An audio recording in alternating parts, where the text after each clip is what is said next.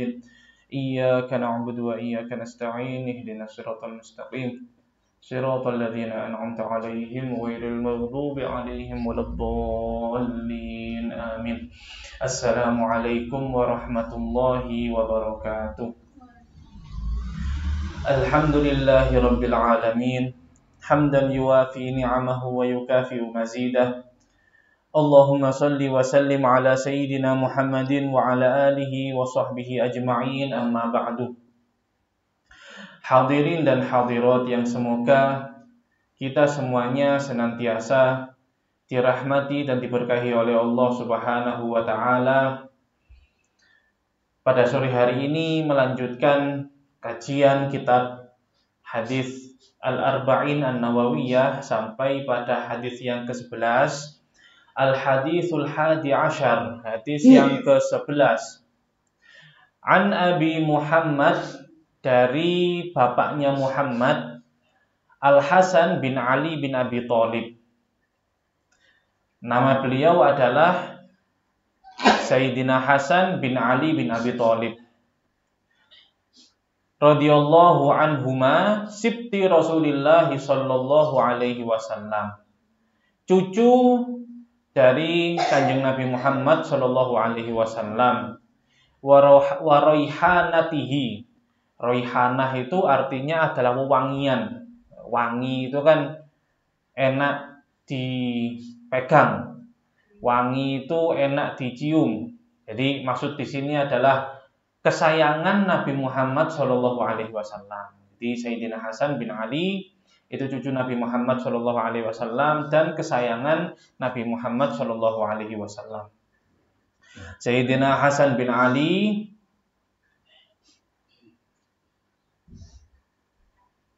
beliau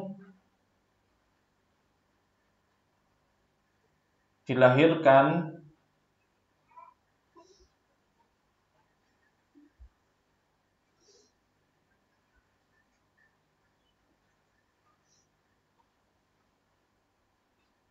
pada pertengahan bulan Ramadan. Nah, ini sudah berapa sekarang? Tanggal 10 ya, tanggal 10 bulan Ramadan.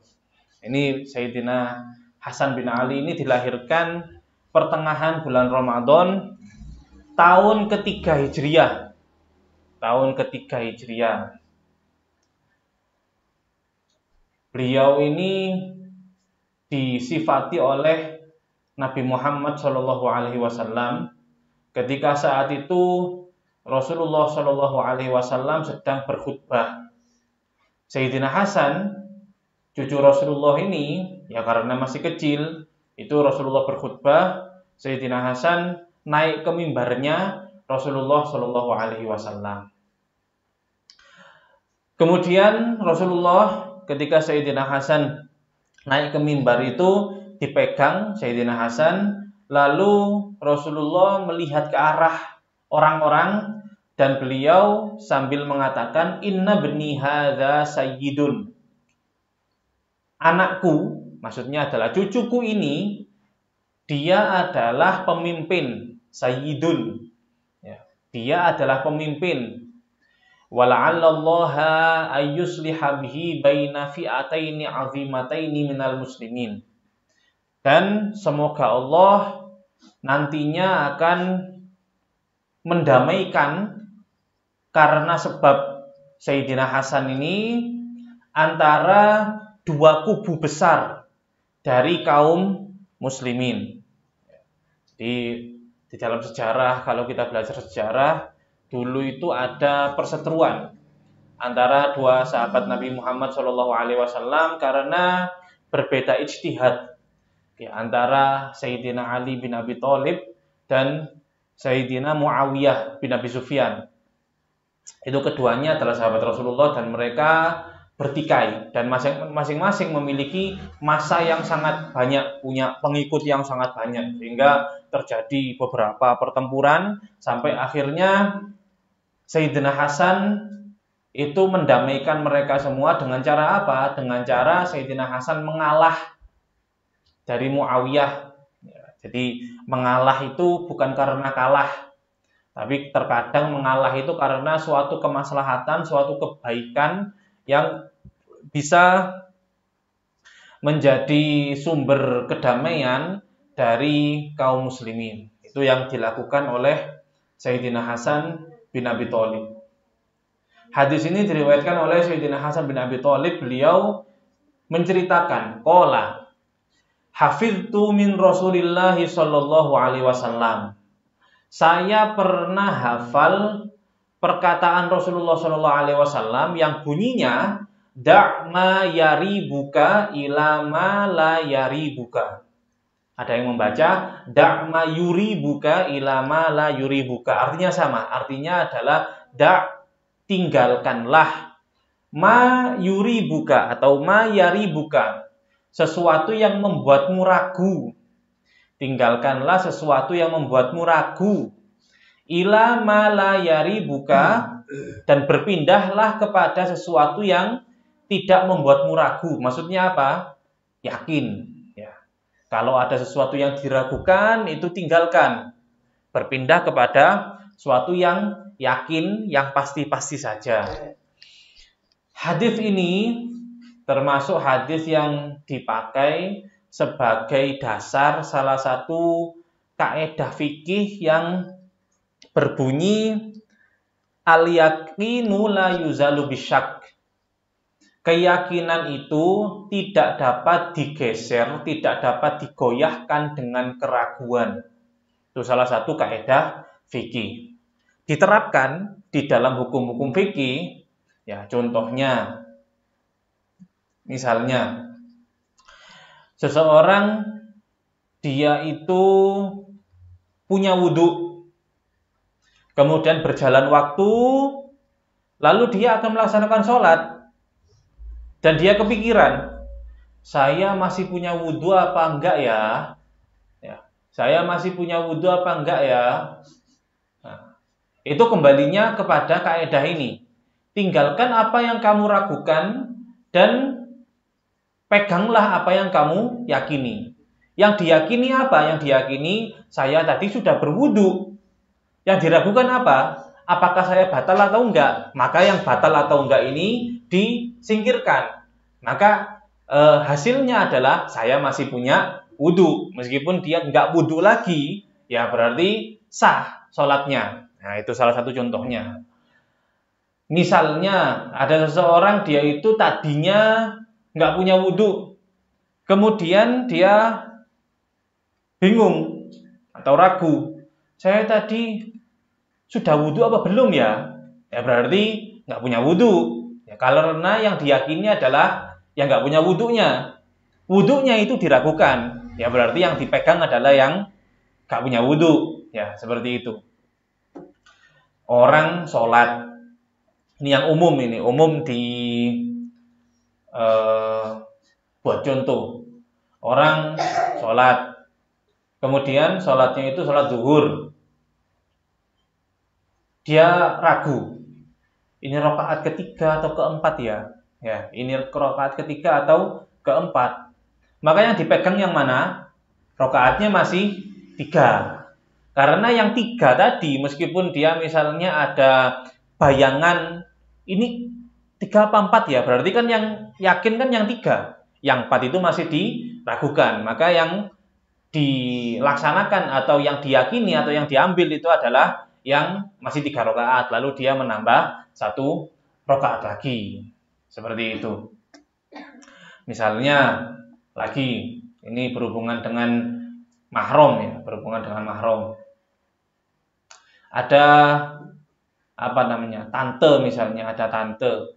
Nah, tante ini menyusui keponakannya. Tante ini menyusui keponakannya. Lalu si tante ini dia punya anak ya, pasti menyusui ya, punya anak berarti ya. Si tante ini dia punya anak kemudian menyusui keponakannya. Antara keponakan sama anaknya ini kalau misalnya tidak ada hubungan mahram kan nantinya boleh untuk menikah, ya boleh untuk menikah. Tapi dia ragu, ya. Saya ini dulu pernah menyusui keponakan saya. Apakah sudah jadi mahram apa belum ya? Menyusuinya itu sudah 5 susuan, ya, orang kalau menyusui, ya, orang lain menyusui anaknya orang, itu kalau disusui 5 kali itu maksudnya apa? Sampai puas. 5 kali dan kelima-limanya itu sampai puas. Sampai puas itu bagaimana? Bisa jadi sampai puas itu sampai si bayi tadi sudah nggak mau untuk minum lagi. Atau sampai puas itu sampai si bayi ketiduran. Itu dinamakan sampai puas. Ya. 5 kali maka jadi mahram. 5 kali maka jadi mahram. Nah,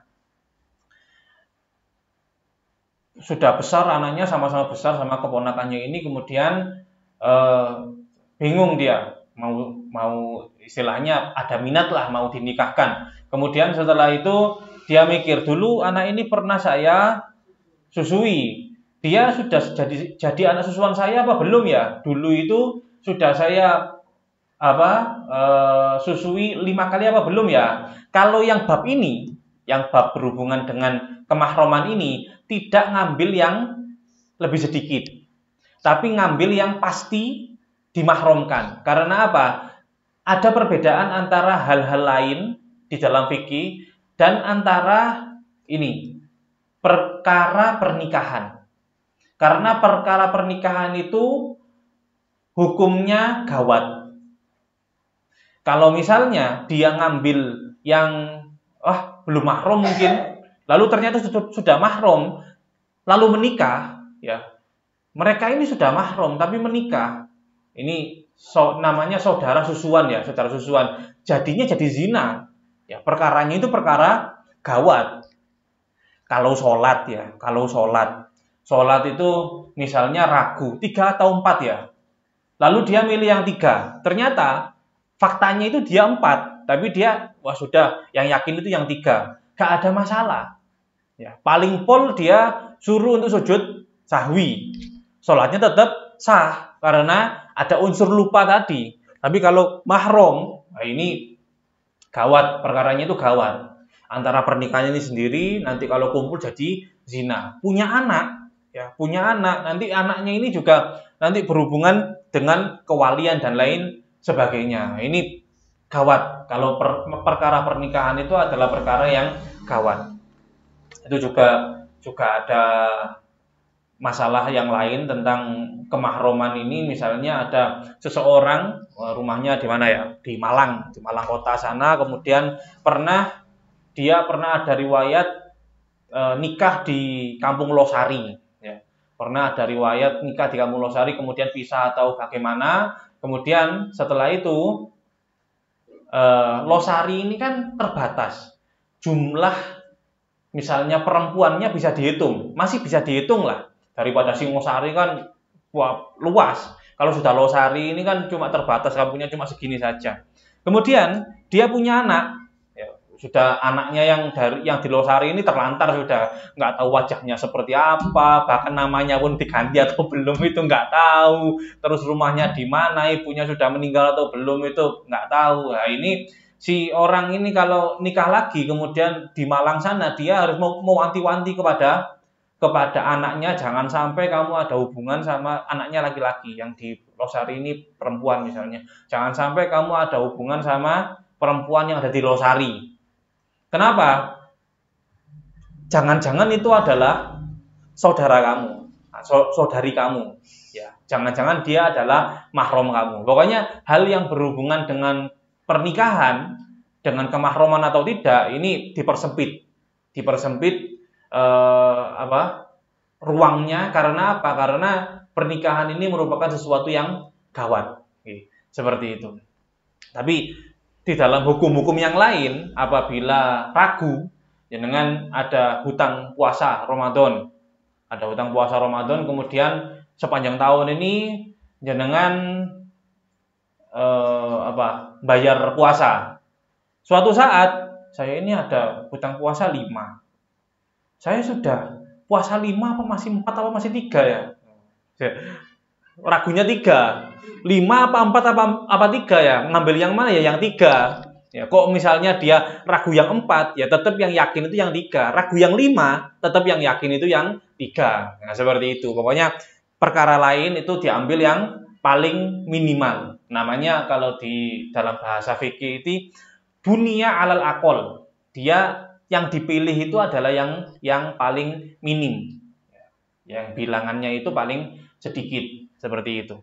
Itu di antara kaidah ini itu diambil di dalam membentuk kaidah fikih yang seperti itu. Apa? Da'ma yaribuka ila ma la yaribuka. Tinggalkanlah sesuatu yang kamu ragu, yang membuatmu ragu, dan berpindahlah atau pegangilah sesuatu yang kamu yakini. Di antaranya juga ini berhubungan dengan hadis-hadis yang sebelumnya tentang kesyubhatan. Ya, tentang kesyubhatan. Di sini disebutkan beberapa riwayat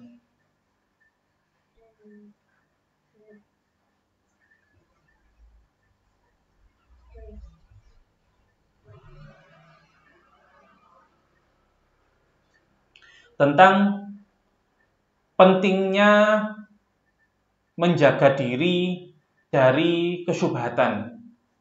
Di antaranya ini adalah cerita dari Sayyidina Ibrahim bin Adham. Ibrahim bin Adham ini dia pernah haji atau pernah umroh di Mekah lah. Kemudian setelah itu ada yang tanya sama beliau, wahai Ibrahim bin Adham, saya lihat kamu ada di sekitaran sini tapi kamu kok nggak pernah minum air zam-zam. Apakah kamu anti air zam-zam? Lalu Ibrahim bin Adham ini mengatakan, laukana lidalwun la syaribtu. Seandainya saya punya cingkir sendiri, maka saya akan minum air zam-zam.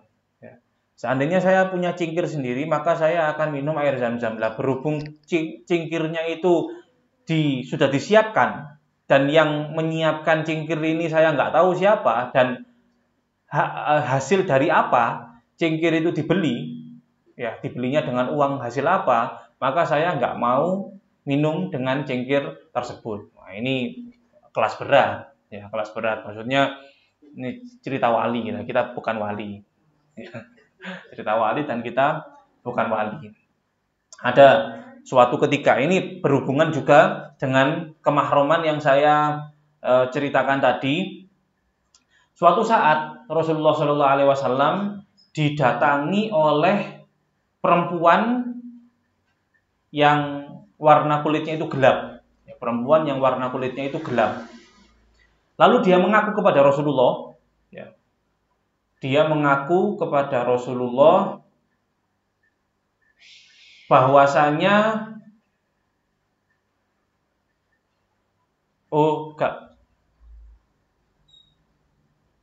ada seorang laki-laki, ya, ada seorang laki-laki. Si laki-laki ini dia punya istri.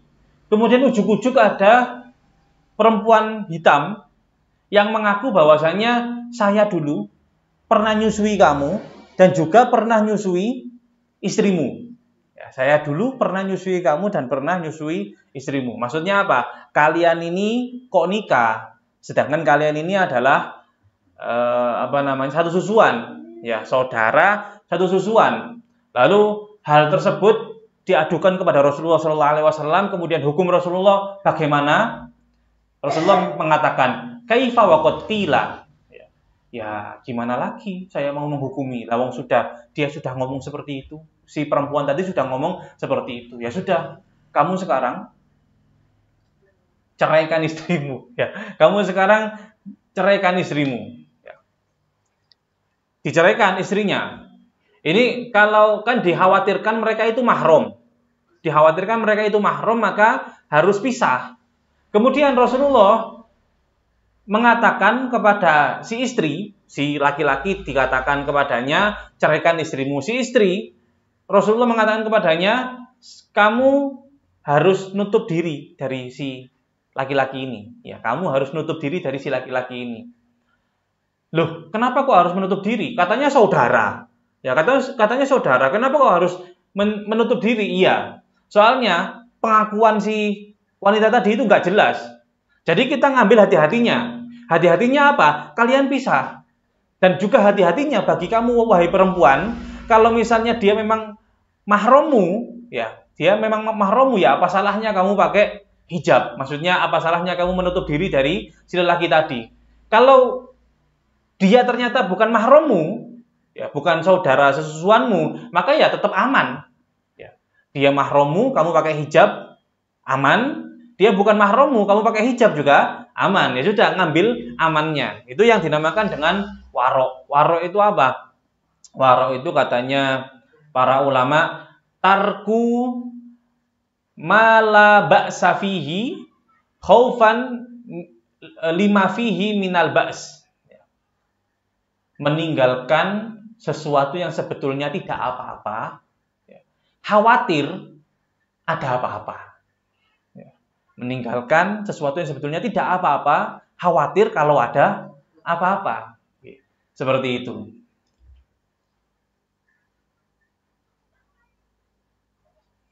Tiba-tiba misalnya ada lelaki, kemudian ada apa ya, bos. Bosnya ini laki-laki, kemudian ada anak buahnya perempuan. Kok apa? Diam-diam nge-WA, ya. Gak ada perlunya nge-WA, padahal urusan kerja itu kan urusan di kantor, ya. Kenapa kok harus WA, terus WA-nya malam-malam misalnya? Wah, ini mencurigakan. Ya, mencurigakan meskipun pembahasannya itu pembahasan yang tidak hubungannya dengan nyeleweng, tapi perlu dihindari. Sebab apa? Meninggalkan sesuatu yang tidak apa-apa, khawatir kalau misalnya di dalamnya ada apa-apa, dinamakan dengan warok. Itu termasuk dari kandungan hadis da' ma yaribuka ila ma la yaribuka. Seperti itu, nggih. Rawahu Tirmidzi wan Nasa'i. Hadis ini diriwayatkan oleh Imam Tirmidzi dan Imam An-Nasa'i, dan Imam Tirmidzi menyatakan bahwasanya hadisun hasanun sahih. Hadis ini hukumnya hasan sahih. Seperti itu.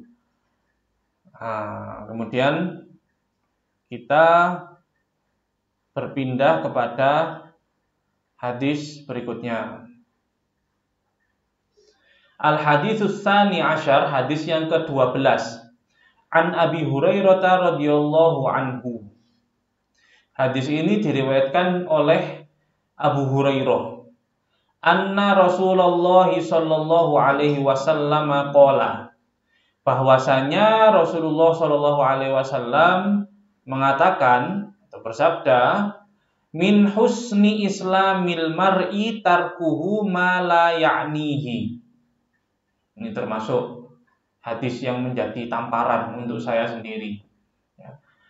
Min husni islamil mar'i, termasuk bagusnya Islam seseorang. Bagusnya Islam seseorang itu tarkuhu ma la ya'nihi. Meninggalkan sesuatu yang tidak ada manfaat untuknya. Meninggalkan sesuatu yang tidak ada guna untuknya.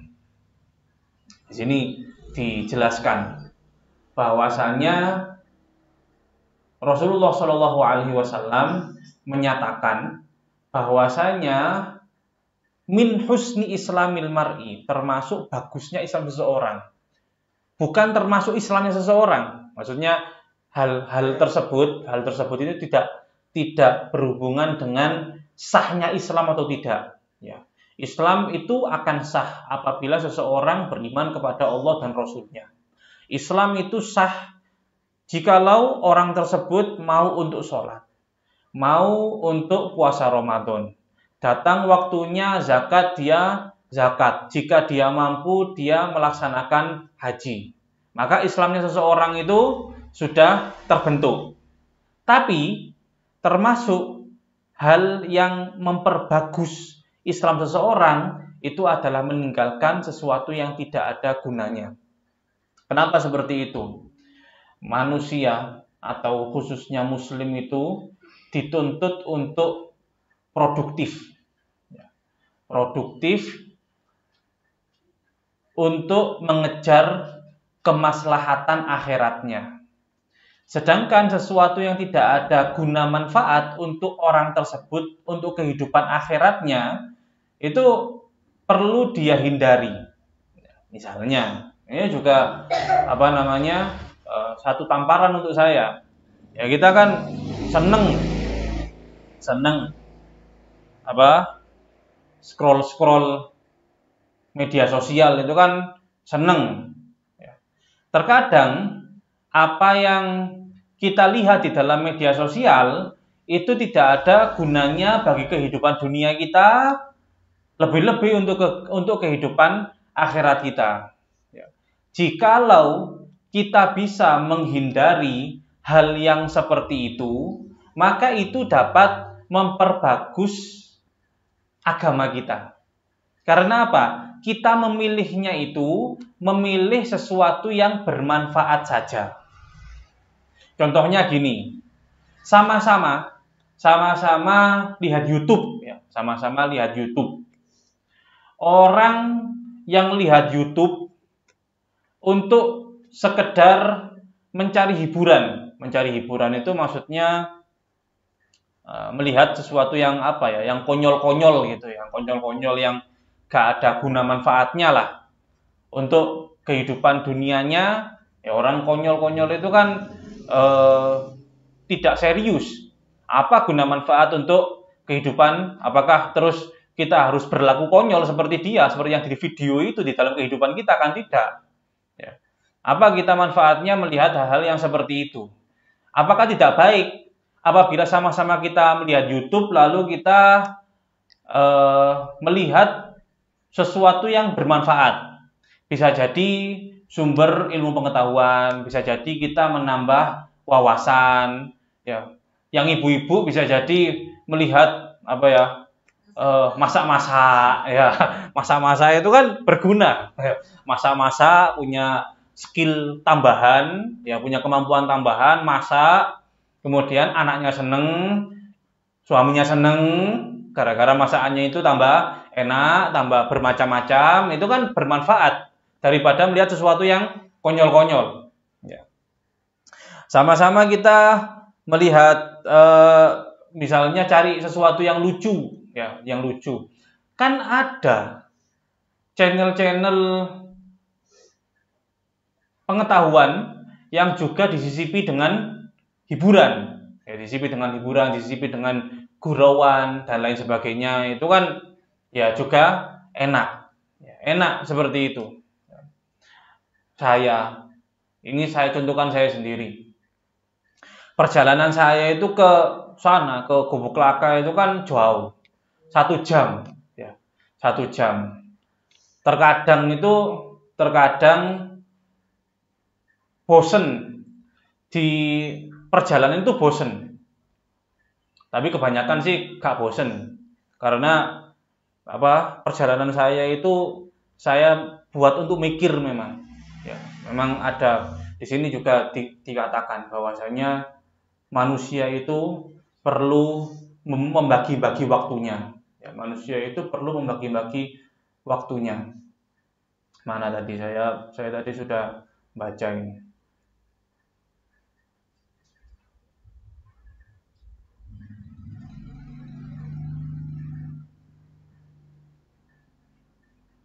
Manusia itu harus membagi-bagi waktunya.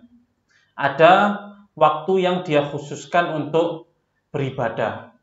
Ada waktu yang dia khususkan untuk mencari penghidupan. Ini. Fi suhuf Ibrahim, di dalam lembaran-lembaran ajarannya Nabi Ibrahim itu ada pernyataan. Wa 'alal aqil, bagi orang yang punya akal. Orang yang nggak punya akal itu berarti apa? Gila. Bagi orang yang punya akal, malam yakun magluban ala aklihi, selama akalnya itu masih waras, gitu. Intinya seperti itu. Selama akalnya itu masih waras, ayyakuna lahu sa'at, perlu dia untuk membagi-bagi waktunya. Sa'atun yunaji fiha rabbah, ada saat di mana dia menyendiri dengan Tuhannya. dia bermunajat kepada Tuhannya. Munajat itu apa? Munajatun itu artinya adalah berbisik. Secara bahasa, munajat itu artinya adalah berbisik, bukan berdoa, berbisik. Ya. Ada satu saat dia itu menyendiri hanya dengan Allah Ta'ala dan dia berbisik-bisik dengan Tuhannya. Wasa'atun yuhasibu fiha nafsah. Ada satu waktu yang mana dia di dalamnya menghitung-hitung dirinya. Maksudnya apa? Saya ini hidup sudah segini umur saya. Apa ya yang sudah saya lakukan ya? Cukup enggak ya bekal saya untuk ketemu sama Allah ya? Lebih banyak mana ketaatan saya dengan keburukan saya ya? Nah, seperti itu. Itu namanya muhasabah. Muhasabah itu apa? Menghitung-hitung diri. Wasa'atun yatafakkaru fiha fi sun'illahi ta'ala. Ada saat di mana dia berpikir, memikirkan ciptaan Allah. Ya, memikirkan ciptaan Allah. Apa fungsinya memikirkan ciptaan Allah itu? Supaya dia semakin yakin kepada kudrohnya Allah Ta'ala. Supaya dia semakin yakin kepada kemampuannya Allah Subhanahu wa Ta'ala. Wasa'atun yakhlu fiha lihajatihi minal mat'am wal mashrab. Ada saat di mana dia menyendiri untuk menunaikan keperluannya, makan, minum. Ya, makan, minum. Wa 'alal 'aqil alla yakuna sa'iyan illa li thalath. Dan bagi orang yang berakal, hendaklah dia tidak mengejar kecuali 3 hal. Apa saja itu? Tazawwudin lima'ad. Cari bekal untuk kembali menghadap Allah. Au marommatin lima'ash. Atau sibuk mencari kehidupan dunia. Ya, harus seimbang maksudnya. Ada saat untuk dia beribadah fokus kepada Allah. Ada saat di mana dia fokus untuk cari penghidupan, kerja maksudnya, cari penghidupan. Auladzatin fi ghairi muharramin. Atau dia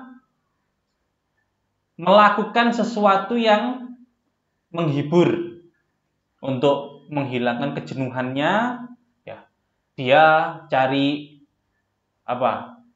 Sesuatu yang bisa buat refreshing lah, istilahnya buat dia. Apa? Kalau laki-laki ya sepak bola.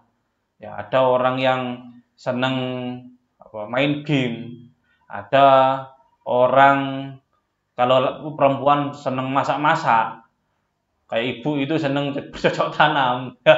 Seperti itu namanya ladzatin fi ghairi muharramin. Pokoknya enggak haram. Ya. Mengerjakan sesuatu yang mubah enggak masalah. Yang penting tidak haram. Ya, manusia perlu saat dimana dia itu melepaskan pikirannya supaya tidak sumpek, tidak stres. Ya. Wa 'alal 'aqil ayyakuna basiran bi zamanihi. Orang yang berakal itu hendaklah dia memahami zamannya. Ya. Hendaklah dia memahami zamannya. Memahami zamannya itu seperti apa? Ya, zamannya dia hidup itu di mana-mana kemaksiatan ada, di mana-mana kerusakan ada. Lalu apakah dia harus sama sekali tidak berinteraksi dengan orang lain, takut agamanya itu istilahnya terpengaruh, terkontaminasi sama kelakuannya buruk orang lain? Ya tidak. Ya dia harus bisa untuk menimbang-nimbang. Ya kalau zaman saya itu misalnya bejat, maka bagaimana? Berapa porsi saya harus interaksi sama manusia? Berapa porsi saya harus menyendiri untuk memperbaiki diri? Berapa porsi saya untuk fokus ibadah kepada Allah Subhanahu wa Ta'ala? Seperti itu. Namanya basiron bizamanihi. Mukbilan ala sya'nihi. Kalau dia punya kerjaan, hendaklah dia fokus kepada pekerjaannya tersebut. Ya, fokus kepada pekerjaannya tersebut. Hafidhon lilisanihi, menjaga lesannya.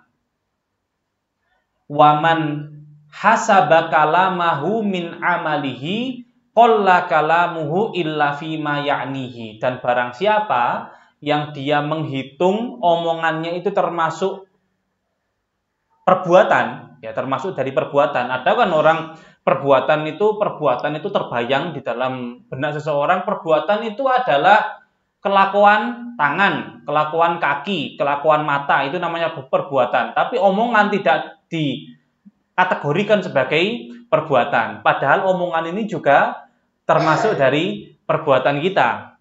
Barang siapa yang menghitung omongannya itu termasuk dari perbuatan, yang bisa jadi omongan itu memberatkan timbangan kebaikan kita. Bisa jadi juga menjerumuskan kita ke neraka, omongan, ya. Maka qalla kalamuhu, maka dia akan sedikit ngomong. Ya. Orang yang menghitung, mengkategorikan omongan itu sebagai perbuatan, dia akan sedikit ngomong illa fima ya'nihi, kecuali di dalam apa yang bermanfaat untuk kehidupannya, kehidupan di dunia dan kehidupan di akhirat. Dan beruntunglah seseorang yang memang diberi rasa oleh Allah Subhanahu wa taala untuk tidak banyak ngomong. Terkadang saya bertamu kemana gitu, kemudian saya heran, ya, kok bisa ya orang itu banyak ngomongnya. Apapun diomongkan. Ya. Saya tadi ke pasar, di jalan ketemu sama Joni misalnya, ketemu sama Joni gonceng pacarnya, semuanya sak dalan-dalan itu diceritakan semua.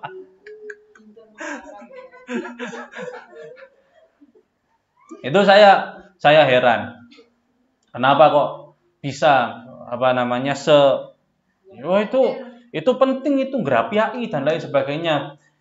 Ya, tapi suatu ketika dengan kondisi atau dengan perilaku Anda yang seperti itu, lama-lama ngomong itu bisa jadi terjerumus ke dalam hibah.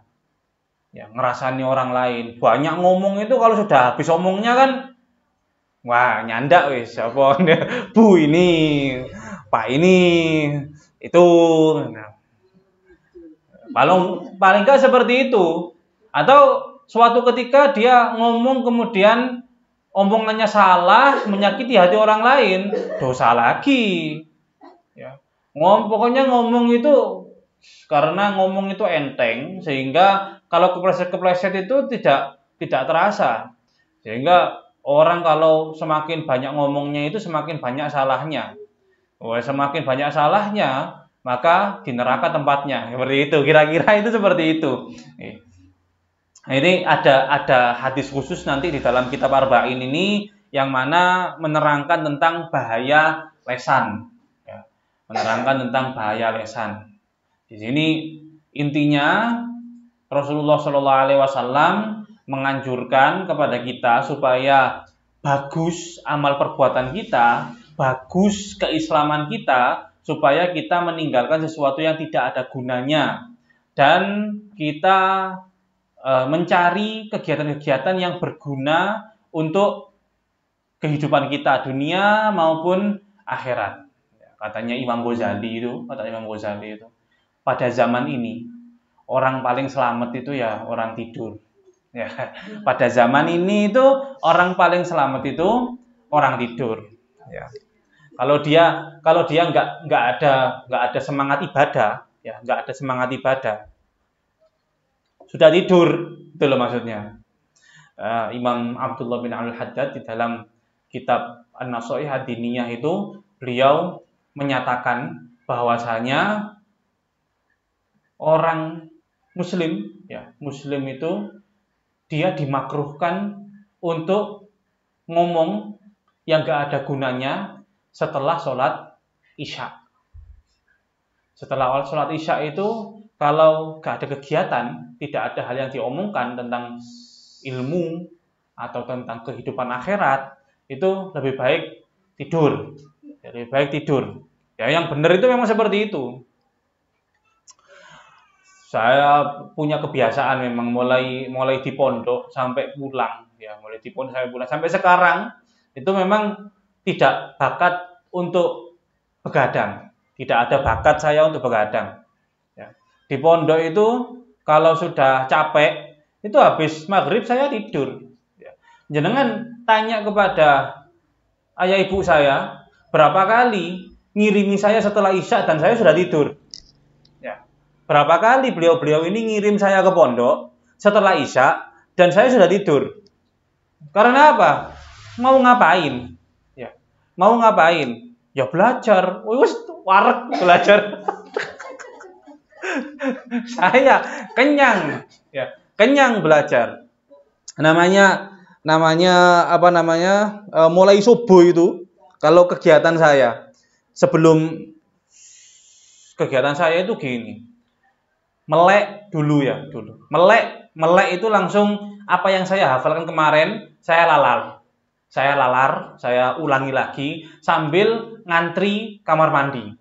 Pagi itu, sambil ngantri kamar mandi itu saya sambil mengulang hafalan. Sudah mandi ke kamar, ganti baju, kemudian sholat. Setelah itu, entah itu membaca Quran, entah itu membaca kitab, itu sebelum subuh saya sudah cari ilmu. Habis subuh, saya ngajar Al-Quran itu. Terus setelah ngajar ngaji, ceramah agama. Ya, setelah itu saya nyapu-nyapu. Setelah nyapu-nyapu saya ngaji lagi. Ngaji umum sama kiai. Kemudian setelah itu saya ngepel masjid. Setelah itu saya ngaji lagi sampai hampir zuhur. Zuhur saya baca Quran sambil nunggu sholat zuhur. Kemudian saya sekolah. Sekolah itu pun kalau ada jam kosong, teman sebangku saya ini bawa kitab. Bawa kitab untuk apa? Belajar baca kitab kepada saya. Itu sampai nanti maghrib. Maghrib nanti ke masjid wiritan. Setelah Isya ngapain? Tidur. Itu pun kadang tidur, kemudian ada yang bangunkan saya. Ada yang pengen untuk belajar baca kitab ke saya, ya saya bangun tidur, saya ladeni sebentar, kemudian ya tidur lagi. Seperti itu, nanti bangun jam 2 keliling pondok, bangunkan teman-teman yang lain dan lain sebagainya. Kegiatan saya seperti itu. Sekarang pun seperti itu. Saya masih belum punya anak, ya. Saya masih belum punya anak itu. Berapa kali saya habis maghrib ya tidur. Ya, apa? Capek. Bukan tidur karena malas, enggak, tapi tidur karena capek. Ya punya anak ini sekarang begadang. Tapi alhamdulillah enggak begitu begadang. Tapi pokoknya ada melek-meleknya lah daripada dulu gitu loh. Ada melek-meleknya daripada dulu. Itu tanpa disadari tapi Allah Ta'ala menggerakkan diri seseorang untuk berbuat sesuatu yang hanya ada manfaatnya saja dan meninggalkan sesuatu yang tidak ada manfaatnya, itu merupakan rezeki besar, ya. Jadi rezeki itu bukan sekedar uang, bukan sekedar makanan, bukan sekedar kesehatan, tapi kita bisa meluangkan waktu kita lebih banyak untuk berbuat kebaikan, itu juga rezeki. Ya, itu juga rezeki, dan rezeki itu yang bakal lebih bermanfaat untuk kita nanti di akhirat. Betapa bahagianya kita ketika nanti di akhirat kita melihat amal ibadah kita atau amal kebaikan kita itu sangat banyak di dalam hal-hal yang tidak kita sengaja. Ya, hal-hal yang tidak kita sengaja, yang sengaja digerakkan sama Allah Ta'ala tanpa ada rencana dari kita sendiri, kemudian tahu-tahu kita berbuat baik, tahu-tahu kita beramal soleh. Nanti kita melihat pahala yang sebegitu banyaknya, apa yang kita katakan? Ya cuma kita mengatakan Alhamdulillah. Ya, Alhamdulillah dulu saya itu tidak dijadikan seperti orang-orang. Meskipun lah dikatakan sama orang kuper, ya kurang pergaulan atau apa, gak ngurus. Gak ngurus, yang penting selamat di hadapan Allah. Yang penting selamat di hadapan Allah. Apalagi sudah berumur, ya. Sudah berumur mau apa lagi? Waktunya itu tinggal berapa lagi? Kalau tidak memanfaatkan waktu dengan sebaik-baiknya untuk mencari bekal untuk akhirat, itu hidup mau mencari apa? Ya. Sibuk mikir, ada orang hidup sampai tua kemudian masih mikirkan anaknya terus, lawang anaknya sudah kerja sendiri, mereka juga punya rezeki sendiri. Dengan ngapain sok-sok menjadi Gusti Allah yang ngatur rezeki mereka, sudah biarkan. Kalau orang-orang luar bukan orang Jawa, bukan orang Indonesia, mungkin orang luar sana, Jepang dan lain sebagainya, itu umur 17 tahun itu anak sudah disuruh pergi dari rumahnya. Sudah, kamu sudah dewasa, sekarang kamu cari. Ada teman saya itu istrinya itu orang Inggris. Teman saya itu orang Bali. Istrinya itu orang Inggris. Orang Inggrisnya benar-benar Inggris.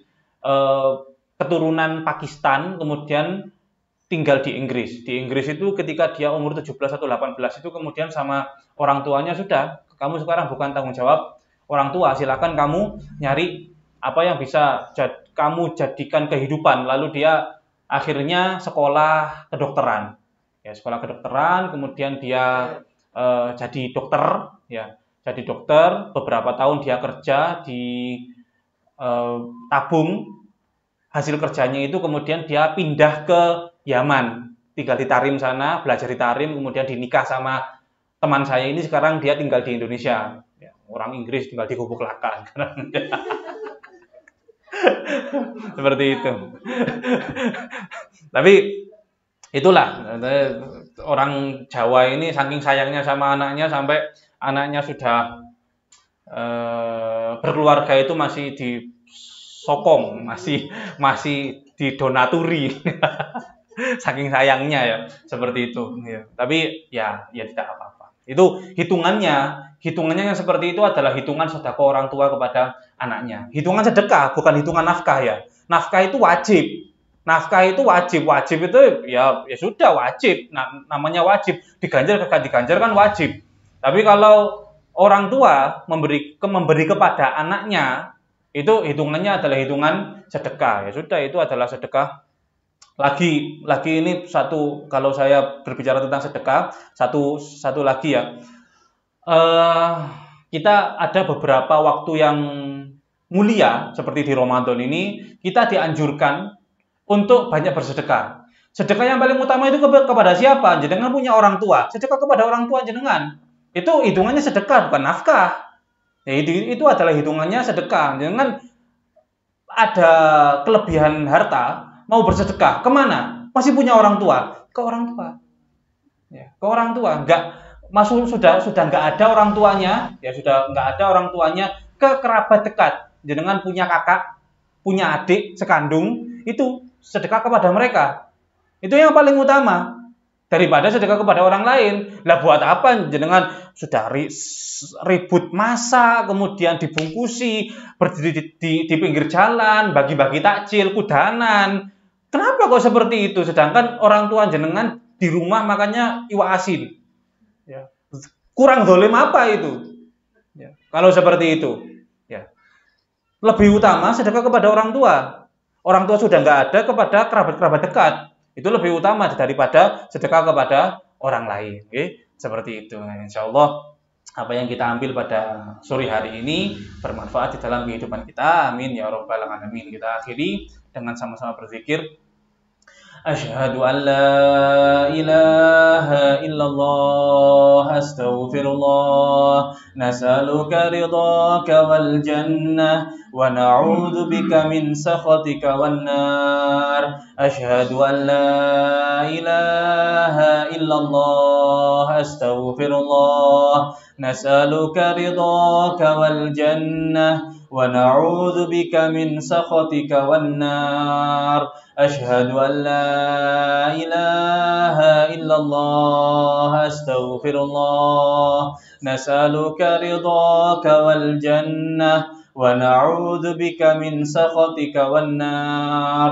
اللهم إنك عفو كريم تحب العفو فاعف عنا. اللهم إنك عفو كريم تحب العفو فاعف عنا. اللهم إنك عفو كريم تحب العفو فاعف عنا يا كريم. اللهم يا عظيم يا عظيم يا عظيم اغفر الذنب العظيم فإنه لا يغفر الذنب العظيم إلا العظيم. الفاتحة. أعوذ بالله من الشيطان الرجيم. بسم الله الرحمن الرحيم.